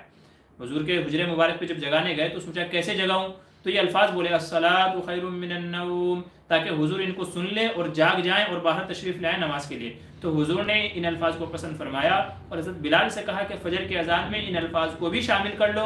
तो हैया अलल फलाह के बाद में इन अल्फाज को भी शामिल कर लिया गया हुजूर सल्लल्लाहु अलैहि वसल्लम के हुक्म के बाद में। अगरचे अल्फाज ये मशवरा किसका था, हज़रत बिलाल रज़ियल्लाहु अन्हु का।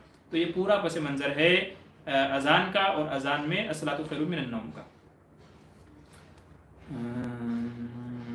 आगे चलिए, अजान का हो गया है। मोहम्मद शाहिद कह रहे हैं जी बात समझ में आ गई है, तरावी में वक्त के हदिये का है, कुरान का नहीं। जी जी सही समझे आप, दूसरों को भी समझाएं। शकील अहमद कह रहे हैं अस्सलाम वालेकुम, माशाल्लाह बहुत फ़ायदा हो रहा है, अल्लाह आपकी खिदमत को कबूल फरमाए। जी शुक्रिया जज़ाकल्लाह। आतिफ अस्सलाम वालेकुम मुफ्ती साहब, कब्र के अंदर बहुत से कुरान की आयतें मिट्टी भी डालकर दफन करते हैं, क्या दुरुस्त है? जी कब्र में दफन कर देना चाहिए, उससे बेद भी नहीं होगी, क्योंकि कुछ वक़्त के बाद में मिट्टी उन औराक को खा लेगी और वो औराक भी मिट्टी बन जाएंगे, तो बेदबी का पहलू नहीं रहेगा, इसलिए दफना देना चाहिए चाहे जितने भी औराक क्यों ना हो। बुरे ख्याल से बचने के लिए क्या करना चाहिए, वजीफ़ा बताएं। जी उसके लिए आप सबसे ज़्यादा ला इलाहा इल्लल्लाह का जिक्र करें, ला इलाहा इल्लल्लाह का विरुद्ध करें, ये सबसे मुजर्रब अमल है। अनिसा मत करें 4 सुन्नतें गैर मुअक्कदा और नफिल में 2 रकात के बाद अत्तहियात के बाद अल्लाहुम्मा सल्ली अला मोहम्मद तक पढ़ दिया तो सजदा सहू करना पड़ेगा या नहीं, और मुअक्कदा और फ़र्ज़ नमाज में क्या मसला? देखिए तमाम नमाज़ों का यही मसला है, आपकी नमाज सुन्नत हो, फ़र्ज़ हो, वाजिब हो, नफिल, जो भी आपकी नमाज हो, हर एक का हुक्म यही है कि अगर आपने अल्लाहुम्मा सल्ली अला मोहम्मद अगर सिर्फ यहाँ तक पढ़ा है तब तो सजदा सहू नहीं है, और अगर आपने अल्लाहुम्मा सल्ली अला मोहम्मद व अला आलि मोहम्मद यहाँ तक अगर आपने पढ़ लिया है व अला आलि मोहम्मद तक, तो चूंकि अब आपने अक्सर दुरूद पढ़ लिया है, दुरूद का अक्सर हिस्सा आपने पढ़ लिया है, तो उलमा कहते हैं कि अब सजदा सहू लाजिम होगा। ठीक है, तो अगर वाला आलि अल्लाहुम्मा सल्ली अला मुहम्मद व अला आलि मुहम्मद अगर यहाँ तक पढ़ा है तो सजदा सहू है, और अगर इससे पहले तक पढ़ा है अल्लाहुम्मा सल्ली अला मुहम्मद और याद आ गया फौरन खड़े हो गए तो फिर सजदा सहू नहीं है। आगे चलिए, हमें हुसैन कह रहे हैं अनीस भाई गैर मुक़द्दा में तो 2 रकात वाले तशहुद में दुरूद दुआ भी पढ़ना सही है, नफिल का मुझे पता नहीं। जी मसला ये है जो मैंने भी आपके सामने बताया। आगे चलिए, खान साहब कह रहे हैं रोज़े की नीयत के बारे में बताइए, और 12 बजे से पहले रोज़े का तोड़ना कैसे? देखिए जानबूझ करके रोज़ा नहीं तोड़ना चाहिए। अगर कोई जानबूझ करके रमज़ान का रोज़ा तोड़ देगा बगैर उज़्र के तो फिर उसके ज़िम्मे क़ज़ा भी होगी, कफ़ारा भी होगा। उज़्र है फिर तोड़ दे उज़्र की वजह से तो अब क़ज़ा लाजिम होगी, कफ़ारा नहीं आएगा। बाकी ये है कि रोज़े की नीयत सिर्फ दिल में नीयत कर लेना काफ़ी है कि मैं रमज़ान का रोज़ा रख रहा हूँ, रमज़ान के रोज़े रखने की नीयत करता हूँ, और आदमी सहरी खा ले तो उसकी नीयत हो गई है। बल्कि बाज़ उलमा ने कहा है कि अगर कोई नीयत ना भी करे लेकिन सहरी खा ले तो भी उसका रोज़ा मोतबर हो जाएगा। उससे अगर पूछा जाए भाई क्यों उठा है, सहरी खा रहा है, किस लिए खा रहा है कि ये रोज़ा रखने के लिए, तो गोया सहरी खाना भी नीयत का कायम मकाम है। तो अगर किसी ने सहरी खाई और नीयत नहीं की तो भी उसका रोज़ा मान लिया जाएगा। और अगर किसी ने सहरी नहीं खाई है लेकिन रात में सोने के वक्त में इरादा था सुबह रोज़ा रखूंगा, सहरी में आँख नहीं खुली तो कोई बात नहीं है, नीयत कर ले अपना, उसका रोज़ा हो जाएगा। और अगर किसी ने रात में भी नीयत नहीं की, सहरी में भी नहीं उठ पाया है, तो कहते हैं कि ज़वाल से पहले पहले यानी तकरीबन 11:30 बजे से पहले पहले, जिसको जो है शरी ज़वाल कहते हैं, तो 11:30 बजे से पहले पहले अगर वो नीयत कर लेता है उठने के बाद में कि मैं रोज़े से हूँ तो उसका रोज़ा मान लिया जाएगा। और अगर किसी ने रात में भी नीयत नहीं की, सहरी में भी नहीं उठा है और ज़वाल से पहले पहले भी नीयत नहीं की है, तब उसका रोज़ा नहीं माना जाएगा। ये बहुत बारीक फ़र्क है, अच्छे से समझ लीजिए। हमें हुसैन कह रहे हैं नफिल तो 2 रकात करके ही पढ़ते हैं, 2-2 रकात ही। जी हाँ सही बात है, नफल तो उम्मन 2-2 रकात ही करके पढ़ी जाती हैं, तो 4 रकात का तो मसला होता ही नहीं है। सुन्नत में उम्मन ये होता है, या तो फिर वाजिब में वितर में होता है ये मसला। अस्सलाम वालेकुम मुफ्ती साहब, असर की नमाज जमात के साथ अदा करते टाइम सूरह फातिहा पढ़ना चाहिए कि नहीं, वजाहत कर दें। भाई जो मुक्तदी है उसको तो नहीं पढ़ना चाहिए, जो इमाम है वो शुरू की दोनों रकातों में, आपने फ़र्ज़ के बारे में पूछा ना, असर की नमाज मान जी, जो मुक्तदी है वो तो नहीं पढ़ेगा, असर हो मगरिब हो इशा हो कोई भी नमाज हो मुक्तदी नहीं पढ़ेगा, और जो इमाम है वो फ़र्ज़ों में शुरू की 2 रकातों में सूरह फातिहा भी पढ़ेगा और उसके साथ में कोई दूसरी सूरत भी मिलाएगा। तो नमाज सिर्री हो या जहरी हो एक ही मसला है। कनीज़ फ़ातिमा कह रहे हैं बीवी ने शौहर से ये तलाक़ के पेपर्स हैं साइन करो कहा, बगैर पढ़े शौहर ने साइन की है, कितनी तलाक हुई? पेपर में आफ्टर 2 डेज तलाक दूंगा लिखा था। आफ्टर 2 डेज तलाक दूंगा लिखा। देखिए, जितनी तलाक़ें लिखी हुई थी उतनी तलाक़ें पड़ जाएंगी। अगर पेपर में 2 तलाक थी और शौहर ने साइन कर दिया तो 2 तलाक मानी जाएंगी, 3 थी तो 3 मानी जाएगी, 1 है तो 1 मानी जाएगी।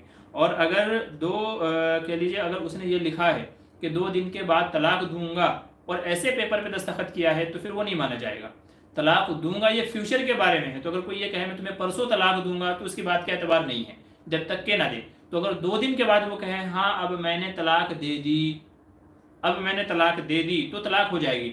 या तो फिर पेपर में ये लिखा हुआ हो कि मेरी बीवी को 2 दिन के बाद तलाक, 2 दिन के बाद तलाक दूंगा नहीं बल्कि 2 दिन के बाद मेरी बीवी को तलाक, तो फिर तलाक पड़ जाएगी। तो इसलिए आप पेपर अच्छे से पढ़ लीजिए। मैंने दोनों तीनों सूरतें बयान कर दी हैं, किस सूरत में होगी किस में नहीं होगी उसी एतबार से आप मसला समझ लीजिए। नहीं समझ में आया हो तो बाद में राब्ता कीजिएगा, फिर समझाऊंगा। हुसैन कह रहे सुन्नत मुअक्कदा वाजिब फ़र्ज़ में दुरूद दुआ मना है, सेकंड रकात में सुन्नत मुअक्कदा वाजिब फ़र्ज़ में जी सिर्फ अत्तहियात पढ़ना है और खड़े हो जाना है, तीसरी रकात और चौथी रकात के लिए। मुफ्ती साहब, स्नैक अगर 3 मैन का बल चौथा आदमी पर पारा तो गलती किसकी 4 में से? क्या कह रहे हैं मुफ्ती साहब? सनाके अगर 3 मन के बाद चौथा आदमी पर परा। भाई आपने क्या पूछा ये मुझे समझ में नहीं आ रहा है, तो इसकी ज़रा अच्छे से वजाहत कर दीजिए ताकि मुझे समझ में आ जाए। अंसारी कह रहे मुफ्ती क्या मौलाना साद साहब दामद बरकातुहू के बयान सुन सकते हैं और क्या वो हक़ पर हैं? ये फतवा बहुत पहले दारुल से निकल चुका है, तो आप दारुल का फतवा पढ़ लीजिए। जो दारुल ने कहा है, चूँकि मैं खुद दारुल से पढ़ा हुआ हूँ और पूरी उम्मत आज भी उनको एतमाद है दारुल के ऊपर, तो दारुल से जो फतवा जारी हुआ है हम उसके मुताबिक हैं और उसी को सही मानते हैं। तो जो दारुल ने कहा है हम भी उसी को मानते हैं। तो आप दारुल का फतवा पढ़ लीजिए कि दारुल ने क्या फतवा लिखा है, तो बस आपको मालूम पड़ जाएगा। ठीक है, बाकी ये है कि यहाँ ऐसे इख्तिलाफी मसले ना पूछा करें कि जिससे उम्मत में इंतशार पैदा हो। ये सारे मसले पहले ही हो चुके हैं, पता नहीं क्यों बाद लोग बार बार उंगली करके इनको कुरेदते रहते हैं। दारुल ने फतवा दे दिया, बात खत्म हो गई है। सारी उम्मत आज भी दारुल की तरफ देखती है, जब भी कोई मसला होता है कि भाई दारुल क्या कहेगा हम उसके मुताबिक अमल करेंगे। तो दारुल पहले ही फतवा दे चुका है, तो फिर बाद में बार बार पूछने की ज़रूरत क्या है? आगे चलिए। कनीज़ा फातिमा करें मुफ्ती साहब, दामाद मैयत का वली हो सकता है क्या? दामाद मैयत का वली, देखिए अगर कोई और उसके औलाद में से नहीं है, समझ लीजिए कि कोई और उसका लड़का भी नहीं है, भाई भी नहीं है, बाप भी नहीं है, दादा वगैरह भी अगर नहीं है, तो तब जाकर के दामाद वली उसका माना जा सकता है। चूँकि मैयत के जो खून के रिश्ते हैं सबसे पहले उनको करीब माना जाएगा। बेटा है, बाप है, भाई है, दादा है, ठीक है, नाना है, तो ये इनसे खून का रिश्ता है, तो ये वली माने जाएंगे। इनके रहते हुए दामाद वली नहीं हो सकता। और अगर इनमें से कोई भी नहीं है, मैयत का दामाद के अलावा कोई और रिश्तेदार है ही नहीं, तो फिर ऐसी सूरत में दामाद को वली माना जा सकता है, इसके अलावा नहीं। अशरफ अली कह रहे हैं किसी की दुकान में कुरान शरीफ पढ़ने की नीयत वक्त क्या हो मुफ्ती साहब? बरकत की नीयत होनी चाहिए। कभी हम इसके मतलब महत्व आप समझिए, आप 40 दिन तक पढ़ेंगे तो किसी की दुकान मकान में खैर व बरकत के लिए जो पढ़ा जाता है तो उसका हदिया लेने की उलमा ने इजाज़त दी है। तो घरों में जो सूरह बकरा पढ़ी जाती है, कुरान शरीफ पढ़ा जाता है, यासीन पढ़ी जाती है, तो उसकी उलमा ने गुंजाइश दी है कि भी वो दी जा सकती है। ठीक है, लेकिन वो जो मजमूई कुरान खानी होती है वो नहीं, बल्कि यहाँ बरकत के लिए। उमामा जमाल, अस्सलाम वालेकुम मुफ्ती साहब। जी वालेकुम सलाम। क्या धोबी के घर का खाना नहीं खाना चाहिए? कुछ लोग कहते हैं कि धोबी के यहाँ दावत में नहीं जाना चाहिए, नहीं उनके यहाँ का कुछ खाना पीना चाहिए। क्यों भाई, उसने ऐसा कौन सा गुनाह कर दिया है कि उसके घर का खाना नहीं खाना चाहिए?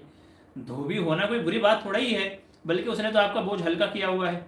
जब आप उसके धुले हुए कपड़े पहन सकते हो तो उसके घर का खाना क्यों नहीं खा सकते हो? भाई आपने कपड़े धुलवाए और उसको रकम दी, तो उसने अपनी मेहनत की रकम ली जो कि हलाल है। अब वो आपको दावत करेगा तो भी हलाल रकम से करेगा, तो फिर उसके यहाँ क्यों नहीं जाना चाहिए?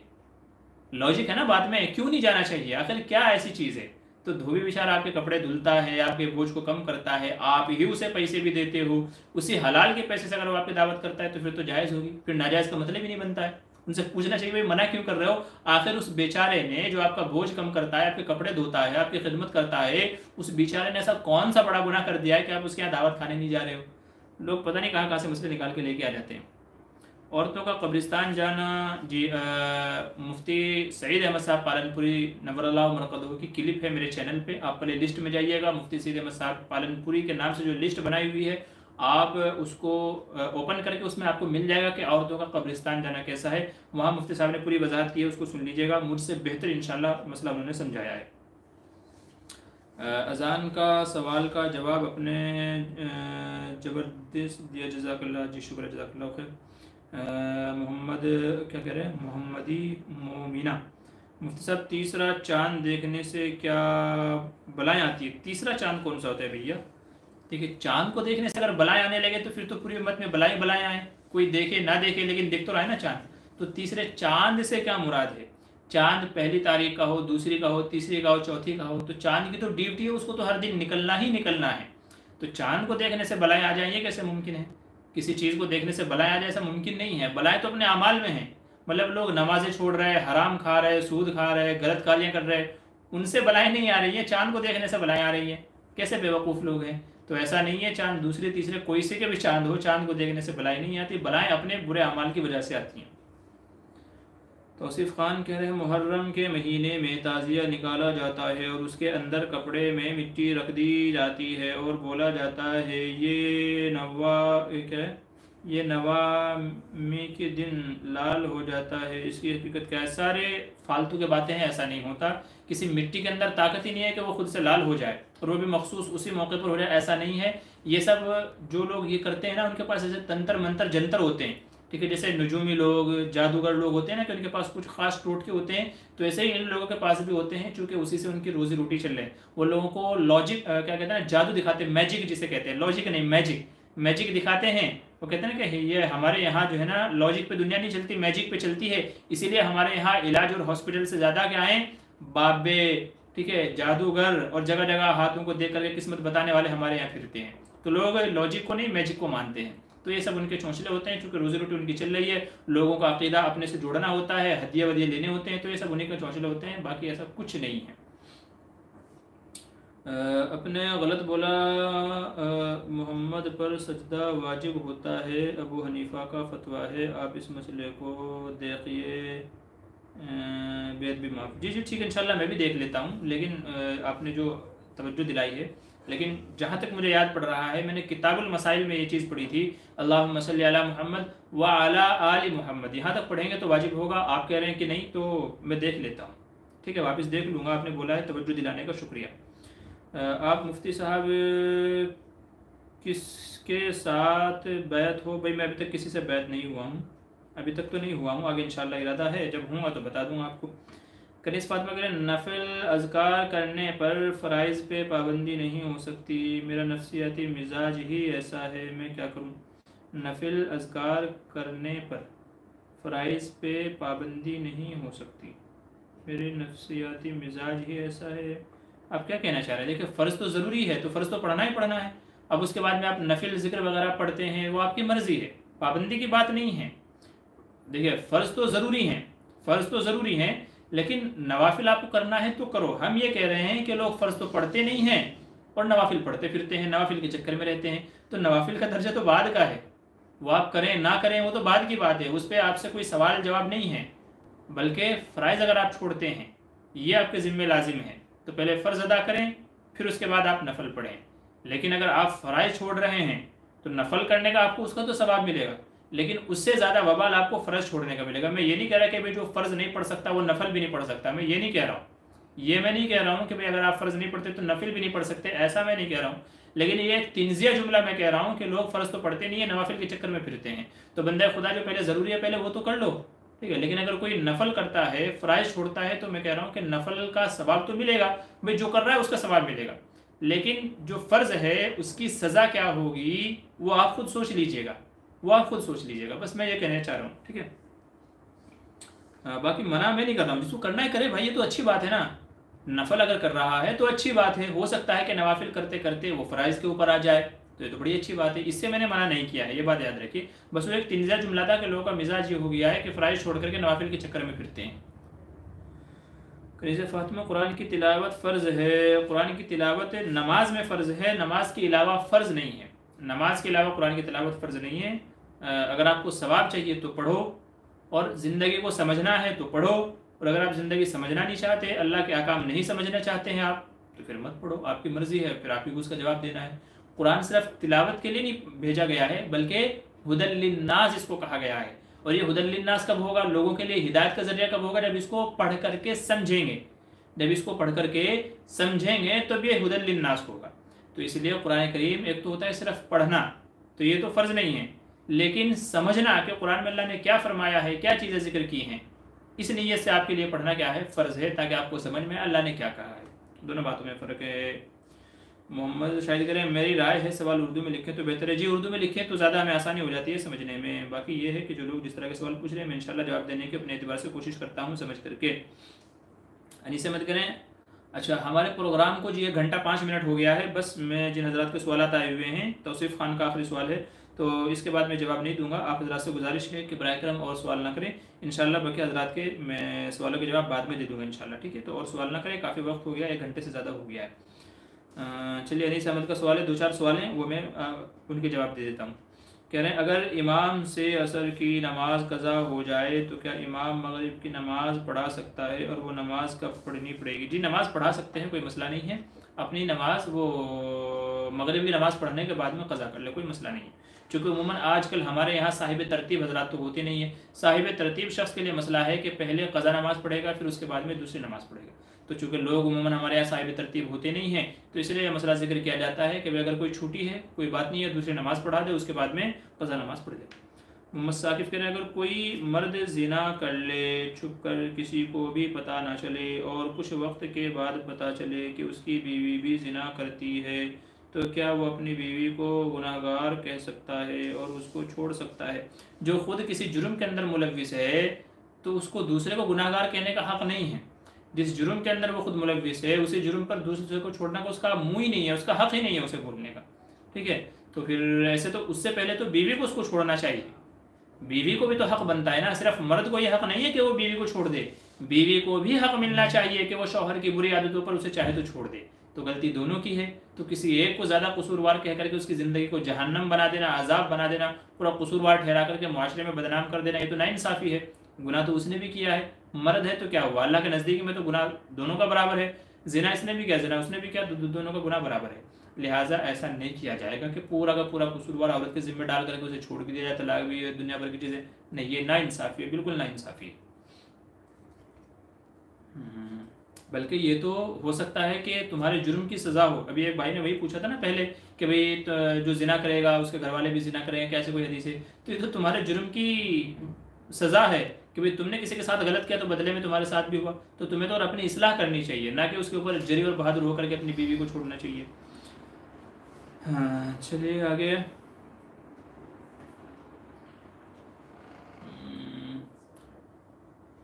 क्या करें खान साहब, बीवी के इंतकाल के बाद शौहर बीवी की मैयत को देख सकता है? जी हाँ, देखने की तो इजाज़त है, छूने की इजाज़त नहीं है। मेरे शेख मुफ्ती साहब, हमारे क़ारी साहब को रमज़ान में तरावी के दौरान मुक्तदी बहुत तंग करते हैं कि तरावी जल्दी पढ़ाया करो, हर साल का यही मामूल है, उनको कैसे समझाएं? उनसे कहिए कि थोड़ा रुकू सजदे में जल्दी कर लिया करें, बाकी कुरान को इत्मीनान से ही पढ़ा करें। मेरा उमूमन मिजाज यही है कि मैं कुरान को ठहर करके आराम से पढ़ता हूँ। थोड़ा सा सजदे में समझिए कि जहाँ 7 बार 10 बार तस्बीह पढ़नी होती है, मैं 3 बार तस्बीह पढ़ करके अपना मुकम्मल कर लेता हूँ, चूँकि 3 बार पढ़ना सुन्नत है। तो रुकू सजदे में थोड़ी सी, वो भी ज़्यादा नहीं कि रुकू सजदा ही अच्छे से ना हो, बल्कि थोड़ी रुकू सजदे में मैं जल्दी कर लेता हूँ। लोगों को लगता है कि ये जल्दी जल्दी नमाज़ पढ़ा रहे हैं, तो इसलिए उनसे कहिए कि भाई थोड़ा रुकू सजदे में जल्दी कर ले, बाकी कुरान करीम इत्मीनान से ठहर ठहर करके ही पढ़ें। फिर भी कोई ना समझे तो उनसे कह दे भाई इतना तेज़ मैं नहीं पढ़ सकता हूँ कि जिससे अल्फाज ही समझ में ना आए, या मैं भी गुनहगार हूँ और आप भी गुनहगार हूँ, तो इतना कह करके अपना खामोश हो जाए और अपने मामूल के मुताबिक पढ़ें। या तो हाथ उठा ले भाई इससे जल्दी मैं नहीं पढ़ सकता, अगर पढ़वाना है तो आप किसी और से पढ़वा लें, फिर उसका गुनाह आपके ज़िम्मे होगा, मेरे ज़िम्मे नहीं।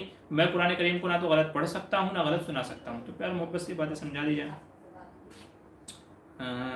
आगे चलिए। कनीज़ा फातिमा करें, मैयत को दफन करने से पहले जाने वाले लोग बेटे भाई वगैरह वली सामने थे, फिर भी दामाद की इजाज़त लेके चले गए, गुनाह होगा क्या मैयत को तकलीफ? नहीं, ऐसा तो ये तो कोई मसला नहीं है ऐसा। जब सब घर वाले भी थे मगर वो खामोश रहे तो उनके खामोश रहना भी इजाज़त ही समझा जाएगा। कोई इतना बड़ा इशू नहीं है, कोई इतना बड़ा मसला नहीं है, ये कोई गुनाह वाला मसला भी नहीं है। ठीक है, मैयत को लेके चले गए, नमाज जनाजा पढ़ दी, कोई बात नहीं है। मैयत दूसरे लोग मौजूद थे मगर उन्होंने एतराज़ नहीं किया, जो कि असल में वली थे, तो उनकी खामोशी भी इजाज़त ही समझी जाएगी, वो चाहे किसी भी मसले से खामोश हों। आगे चलिए, औरतों से बैत लेने का सुन्नत तरीका क्या है? भाई मर्द हजरात के लिए ये है कि औरतों से हाथ पे हाथ रख के बैत ना करें। सरकार दो आलम सल्लल्लाहु अलैहि वसल्लम ने एक चादर अपनी बाहर पर्दे के उस तरफ जिधर औरतें बैठी हुई थी, तो एक चादर उन तक पहुंचा दी थी और उन सब ने चादर को पकड़ा हुआ था और एक तरफ से आप सल्लल्लाहु अलैहि वसल्लम ने चादर का कोना पकड़ा हुआ था और फिर आपसे बैत ली। तो अगर कोई औरत मर्द से बैत होना चाहे तो पर्दे में रह करके पर्दे के पीछे से इस तरीके से बैत कर ले, बाकी मर्द के सामने आकर के हाथ पे हाथ रख करके बैत करने की इजाज़त नहीं है, यही सही तरीका है। मोहम्मद हारून क्या कह रहे हैं? सलाम को मुफ्ती साहब, मेरा शोहर बीमार रहता है, कुछ पढ़ने के लिए बता दीजिए। वयशफ़ी सुदूर कौमिन मुमिनीन, वयशफ़ी सुदूर कौमिन मुमिनीन, ये हर नमाज के बाद 11 मरतबा पढ़ लें। सूरह फातिहा 7 बार पढ़ लें, आयतुल कुर्सी 7 बार पढ़ लें, अव्वल आखिर दुरूद शरीफ पढ़ लें और ये पढ़ करके अपने शौहर के ऊपर भी दम करें, पानी के ऊपर भी दम करके उनको पिलाते रहें, इंशाअल्लाह शिफा मिलेगी। कनीज़ा फातिमा करें, फ़र्ज़ छूटने के अंदेशा होने की सूरत में फ़र्ज़ को क्या करें, तरजीह देना होगा क्या? मेरा सवाल ये है। अच्छा हाँ, अगर ये है कि आपको क्या करें, फ़र्ज़ छूटने का अंदेशा होने की सूरत में फ़र्ज़ को तरजीह देना होगा क्या? हाँ, जाहिर सी बात है कि जब फ़र्ज़ पहले है ना, फ़र्ज़ पहले है तो अगर फ़र्ज़ छूटने का डर है तो पहले फ़र्ज़ ही अदा किया जाएगा, पहले फ़र्ज़ ही को अदा करेंगे, नवाफिल तो बाद में है, तो फ़र्ज़ ही को पहले तरजीह दी जाएगी, जाहिर सी बात है। तो फ़रद परवीन बड़ी देर में हाज़िर हुए हैं, अस्सलाम वालेकुम। वालेकुम अस्सलाम, अल्लाह आपको सलामत रखे जी, शुक्रिया, जज़ाकल्लाह जी। एक सवाल उर्दू में ऊपर रह गया है, देखता हूँ कौन सा है। फ़रद परवीन साहब, नाफरमान औरत शौहर के कितने गुनहगार है जन्नत में जाएगी? जिन्हें हदीस में मना किया गया कि जो औरत इस हाल में मर जाए कि उसका शौहर उससे नाराज़ हो तो वो जहन्नम में जाएगी, जन्नत में नहीं जाएगी, और जो औरत इस हाल में मरे कि शौहर उससे राज़ी हो तो वो जन्नत के अंदर जाएगी। तो जो शौहर की नाफर, बल्कि हदीस में फरमाया गया, एक हदीस में आप सल्लल्लाहु अलैहि वसल्लम ने इरशाद फरमाया, मैंने औरतों को जहन्नम में ज़्यादा जलते हुए देखा। औरतों ने पूछा वो किस वजह से या रसूलल्लाह? आपने फरमाया नाशुक्री की वजह से और शौहर की नाफरमानी की वजह से। तो ये हदीस के अंदर मौजूद है, इसलिए नाफरमानी नहीं करनी चाहिए बल्कि शौहर को खुश कर देना चाहिए। भाई तौसीफ़ भाई, मैंने पहले अर्ज़ किया था कि भाई और सवाल ना पूछिए, जिनके सवाल हैं वो बाद में पूछ लीजिए। उर्दू में भाई कौन सा सवाल रह गया आप? उर्दू में जो सवाल क्या है भाई, जो सवाल थे मैंने अक्सर का बता दिया है। जी जी जी जी, उर्दू में जितने भी सवालात हैं मैंने अक्सर का जवाब दे दिया है, ठीक है। क्या कह रहे हैं, फ़जर की सुन्नत बाद में पढ़ सकते हैं क्या? जी, सूरज निकलने के बाद में पढ़ी जा सकती है, नमाज के बाद तो ना पढ़े, जब सूरज निकल आए उसके बाद में सुन्नतें पढ़ी जा सकती हैं। तो सिफ़ान करें, एक शख्स है जो जमात वालों को मारने पीटने की बात करता है और वो इमामत भी करता है, उसके पीछे नमाज होगी और अपनी दुकान पर भी लिखा है जमात वालों का खाना मना है। ये ऐसे लोग जो है ना, उम्मत में एक फोड़े की शक्ल में, ज़ख़म की शक्ल में कहता हूँ उनको, उम्मत में एक ज़ख़म है जो ख़ुद भी अपने ईमान को, उनके ईमान जाने का अंदेशा है और अपने ईमान को भी वो कमज़ोर कर रहे हैं और दूसरे लोगों को भी बदगुमान कर रहे हैं।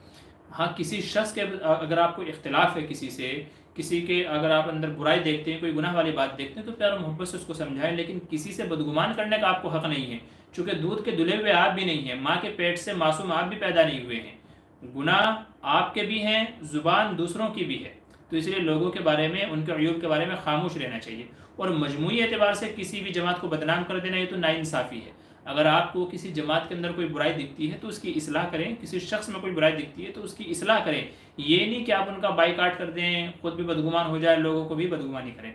ऐसे में आप खुद भी गुनहगार हो रहे हैं और दूसरे लोगों को भी बदगुमान करके उनके दिलों में नफ़रत डाल करके गुनहगार हो रहे हैं, इसलिए ऐसे लोगों को इस्लाह की ज़रूरत है। बाकी रह गई कि ये नमाज, तो ऐसे बेहतर है कि ऐसे लोग पहले अपनी इस्लाह कर लें, ऐसे लोग पहले अपनी इस्लाह कर लें, दिल से नफ़रत, जो दुश्मनी, जो अदावत है, इसको निकाल दें। नमाज की तरतीब इधर उधर कर सकते हैं, मतलब फ़र्ज़ पहले पढ़ ले, फ़र्ज़ तो पहले ही पढ़े जाते हैं। बाकी ये है कि जो सुन्नतें पहले हैं और हमारे पास वक्त भी है तो पहले सुन्नतें ही पढ़नी चाहिए, फिर फ़र्ज़ पढ़ने चाहिए, फिर बाद की सुन्नतें। तो जो एक नमाज की तरतीब है कोशिश करनी चाहिए कि वही तरतीब बाकी रहे जबकि हमारे पास वक्त भी है। ठीक है, अगर वक्त नहीं है कि भाई जमात मतलब वक्त निकल जाएगा तो पहले फ़र्ज़ पढ़ लो बाद में, तो वह एक अलग बात है, लेकिन जानबूझ करके तरतीब उल्टी पुल्टी नहीं करनी चाहिए जबकि आपके पास तरतीब को बाकी रखने का वक्त है। ठीक है, तो अक्सर हजरात के सवाल के जवाब हो गए हैं। रेहान खान, अब जब प्रोग्राम मुकम्मल होने वाला है तब आए। कनीज़ फातिमा कह रहे हैं मुफ्ती साहब स्टाम्प पेपर में 3 तलाक लिखी थी, शौहर ने 1 तलाक की नीयत से साइन किया है तो कितनी होगी? तो उसको पढ़ना चाहिए था ना। ये क्या बात हुई कि बिना पढ़े साइन कर रहा है और कह रहा है कि नीयत है, ये तो गलत बात है ना भाई। जब आपके सामने स्टाम्प पेपर लिखा हुआ है तो फिर आपको वो करना चाहिए था। अलबत्ता ये है कि इस मसले का जवाब आप मुझसे कल पूछिएगा कि अगर उसकी 1 की नीयत थी और पेपर में 3 लिखे हुए थे, पक्का तो मेरे जहन में नहीं है अभी, आप मुझसे कल रब्ता कर लीजिएगा, इंशाल्लाह कल मैं आपको देख करके बता दूंगा और अच्छे से। मोहम्मद शाहिद, औरत के सर के टूटे हुए बालों का बेचना जायज़ है या नहीं जायज़? जी जायज़ नहीं है, बल्कि उनको तोड़ करके कहीं आप गड्ढे वगैरह में कहीं ज़मीन में दफन कर देना चाहिए, फेंकना भी नहीं चाहिए, नहीं तो फिर वो कचरा बनेंगे, यहाँ जाएंगे वहाँ जाएंगे। तो बेहतर यह है कि उनको तोड़ करके कहीं दफन कर देना चाहिए। बाकी औरतों के बालों को बेचना जायज़ नहीं है। गाँव देहात में देखने में आया है कि भाई उनसे कोई चटखन ख़रीद लेता है, कोई बर्तन ख़रीद लेता है, कोई कपड़े ख़रीद लेता है, तो औरतों के बालों को बेचना जायज़ नहीं है। चलिए आज के लिए बस इतना है, इजाज़त दीजिए। हमारे प्रोग्राम को 1 घंटा 15 मिनट में सवा घंटा हो गया है। चलिए इंशाल्लाह फिर आप लोगों से मुलाकात होगी बाद में। जिन हज़रात के सवाल के जवाब नहीं दे सका माज़रत चाहता हूँ, अगर आप पहले आ जाते तो शायद आपके सवाल का जवाब हो जाता। चूँकि तकाज़े मेरे भी हैं तो इसलिए मेरा भी ख्याल फरमाएं जैसे मैं आपका ख्याल फरमाता हूँ। तो 2-3 हज़रात के सवालों के जवाब नहीं आए हैं तो इंशाल्लाह वो आप वीडियो के कमेंट में आप पूछ लीजिएगा, मैं इंशाल्लाह कमेंट में उनका जवाब दे दूँगा। ठीक है, चलिए इजाज़त दीजिए, तब तक के लिए खुदा हाफिज़। और एक बात फिर से मैं आपके सामने वजाहत कर दूं कि डिस्क्रिप्शन में हमारे बड़े भाई हैं मौलाना मसरूर अहमद, उनका एक चैनल है अमान ट्रस्ट, तो डिस्क्रिप्शन में लिंक मैं डाल रहा हूं उसका, तो आप हज़रात से गुजारिश है कि उसको आप सब्सक्राइब कर लीजिए। वहाँ आपको दूसरे उलमा के बयानात भी आपको मिल जाएंगे, बहुत अच्छे अच्छे मुफीद वीडियो वो भी डालते रहते हैं। ठीक है, तो चलिए इजाज़त दीजिए, खुदा हाफिज़, अस्सलामु अलैकुम वरहमतुल्लाहि वबरकातुहू।